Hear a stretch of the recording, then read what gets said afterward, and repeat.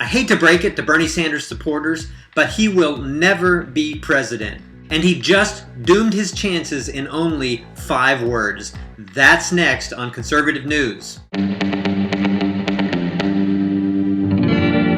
When Bernie Sanders was asked point blank on Meet the Press with Chuck Todd if he was a capitalist, he said, "No, I'm a Democratic Socialist." I know, Bernie Sanders supporters will be saying, "No, it's Democratic Socialism, not socialism." But the truth is, 60% of Americans don't really care what the definition is because it's very, very minute. How I basically boil down socialism versus democratic socialism is by this definition.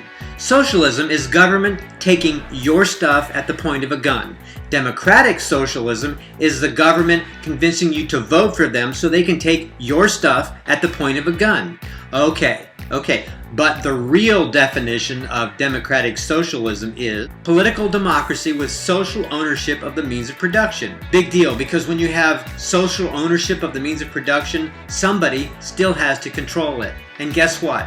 That somebody ends up being government. It ends up being somebody that you may not agree with all the time. And that means you don't get your say. Somebody has to govern it, so that means government still owns it. A vast majority of Americans, especially small business owners, don't think that's a very good idea. When 61% of Americans have a negative view of socialism, regardless of the utopian way that Bernie Sanders and his supporters try to couch it, it will never fly with a political candidate who espouses that ideal. A socialist is on the bottom of the list of the least favorable candidates that Americans would be willing to vote for. I will put this information in the description below this video, so check out the links to see exactly what I'm talking about. Bernie Sanders is never going to become president, and these 5 words, "No, I'm a Democratic Socialist," doomed him to that fate.